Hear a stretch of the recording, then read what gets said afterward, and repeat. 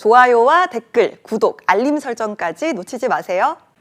뉴스 속 경제 이슈는 더 쉽고 깊게, 최신 고용 동향은 더 빠르게 전해드리는 고용브리핑 365 시간입니다. 박지훈 기자와 함께합니다. 어서 오세요. 안녕하세요. 네, 오늘 어떤 이슈가 있을까요? 간호사들의 근무 환경에 대한 조사가 나왔는데요. 언어적 폭력이나 성희롱 같은 직장 폭력을 당한 것으로 알려져 충격을 주고 있습니다. 대체 무슨 일이 벌어지고 있는 걸까요? 이슈픽에서 간호사들이 겪는 직장 폭력 실태에 대해 짚어봅니다. 직장 폭력이요. 그러니까 아픈 사람이 치료받고 건강해져서 나가는 병원에서 간호사들이 오히려 이렇게 큰 어려움에 부닥쳐 있다, 이런 말씀이시죠? 네, 국내 연구팀이 간호사 1,000명한테 물었더니 10명 중 7명은 직장 폭력을 경험했다고 답했습니다. 여기서 말하는 직장 폭력에는 의사의 물리적, 언어적 폭력이 모두 포함됐는데요. 전체 응답자 중 24.6%는 최근 6개월 내 의사로부터 물리적 또는 언어적 폭력을 당했다고 응답했습니다. 네, 자, 의사들에게 어떤 폭력을 당하고 있었을까요?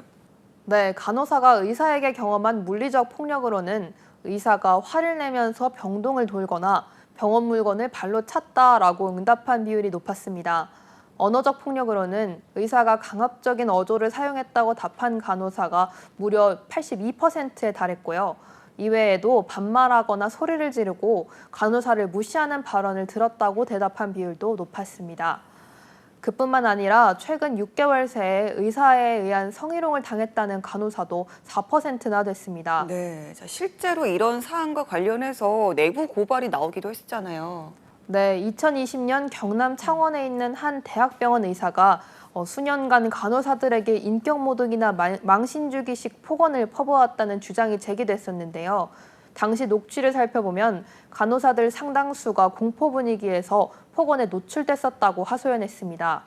이런 사실이 드러나자 해당 교수는 지난 2020년 2월 정직 3개월의 징계 처분을 받았고 결국 사직서를 제출했는데요.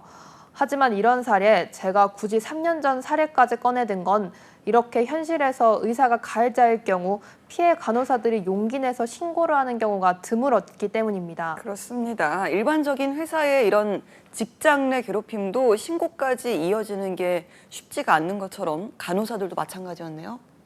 네, 의사에 의한 물리적 폭력에 별일 아닌 척 넘어간다는 간호사가 31%로 가장 많았고요. 재발하지 않도록 조심했다면서 소극적인 행동을 보인 간호사들도 많았습니다.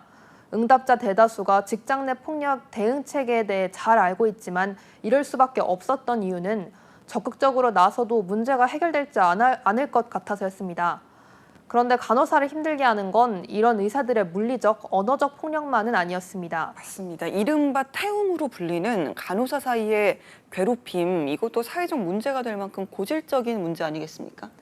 네, 사실 간호사 간 폭력은 다 타버릴 만큼 괴롭다는 이른바 태움이라는 말이 생길 정도로 사회 문제가 되기도 했었죠. 견디다 못해 스스로 목숨을 끊는 간호사들도 나왔었는데요. 조문은 우리 병원 사람들은 안 받았으면 좋겠어. 지난 2019년 1월 동료들의 괴롭힘으로 스스로 목숨을 끊은 한 간호사의 마지막 메시지였는데요. 이후 2021년에도 의정부 한 병원의 신입 간호사가 괴롭힘을 당한 뒤 병원 기숙사에서 극단적 선택을 하기도 했습니다. 네, 간호사 사이의 괴롭힘 문화 여전히 남아 있는 걸까요? 네, 이번 조사에서 보면요. 최근 6개월 내 동료 간호사에게 폭력을 경험한 간호사도 21.4%나 있는 것으로 드러났습니다. 자, 누구보다 이렇게 서로의 고충을 잘 이해해줄 수 있는 동료잖아요. 그런데 이런 동료가 오히려 가해자가 되는 그런 상황입니다. 왜 이런 일이 계속되는 걸까요? 네, 태움이 계속되는 가장 큰 이유는 단연 인력 부족입니다. 간호사 수는 인구 1,000명당 4.6명으로 경제협력개발기구 회원국 평균 절반을 겨우 넘는 수준인데요. 그 때문에 전문가들은 간호사 한 명이 많게는 30-40명의 환자를 돌보는 현실 속에 살인적 업무 환경이 태움 문화를 불러왔다고 합니다. 또 후배의 실수도 선배가 책임져야 하는 도제식 교육 역시 이런 상황을 더 악화시키는 요인으로 꼽히고요. 네, 자, 의사부터 동료 간호사들의 직장 내 폭력까지 당하는 간호사들 역시 힘든 문제지만 사실은 피해가 환자로까지 이어진다, 이런 것도 사실 문제잖아요. 그렇죠. 간호사 당사자는 물론이고 환자들의 진료 등에도 영향을 미치는 만큼 병원의 대응 체계가 더 필요해 보입니다. 이번 조사를 발표한 연구팀은 간호사가 병원 내에서 행해지는 폭력에 대해 문제 해결에 회의적인 생각을 가질 수밖에 없는 이런 환경을 개선해야 한다고 조언합니다. 폭력 관리 담당 인력을 별도로 운영하거나 외부 전문기관과 계약한 대응 체계 등을 고려해야 한다는 거죠. 또 태움 문화가 사라질 수 있도록 의무적 적정 인력 기준을 마련해서 인력을 확충하고 처우를 개선해야 한다는 점도 강조했습니다. 네, 알겠습니다. 자, 오늘의 한컷 이슈 어떤 소식이 있을까요? 직장 내 괴롭힘과 함께 또 하나의 뜨거운 이슈는 바로 몇 년 전부터 사회적 문제로 떠오른 갑질이 아닐까 싶습니다. 경비원, 하청업체, 아르바이트생 등 갑질 피해 사례가 끊이지 않았는데요. 실제 수치로도 확인됩니다. 시민단체 직장갑질 119가 최근 직장인 1,000명을 대상으로 진행한 설문조사를 살펴보면 최근 1년간 원청회사의 갑질을 경험했다는 응답 비중은 70.2%나 됐습니다. 직장 내 갑질을 경험했다는 응답도 33.3%였고요. 네, 지금 뭐 그래프를 좀 보니까요. 확실히 노동시장에서 열악한 위치에 놓인 사람일수록 이런 갑질에 더 빈번하게 노출되고 있는 것 같습니다. 네, 한 구인구직 플랫폼에서 시간제 근로자 1,652명을 대상으로 벌인 설문조사를 한번 보면요.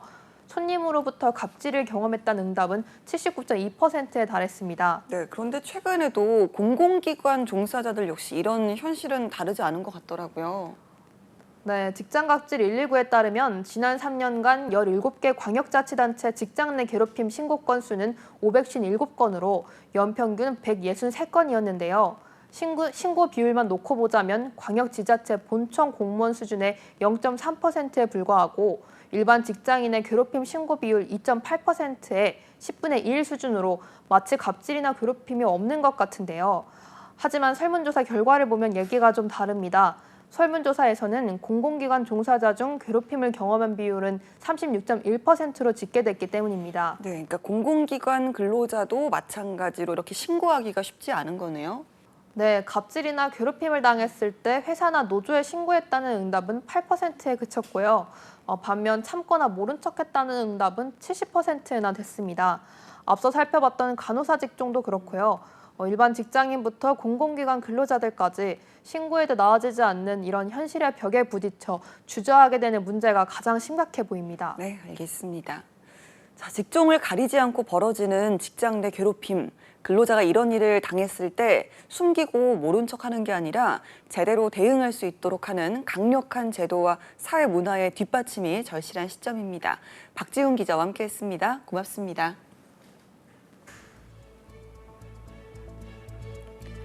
지금까지 고용브리핑 365였습니다.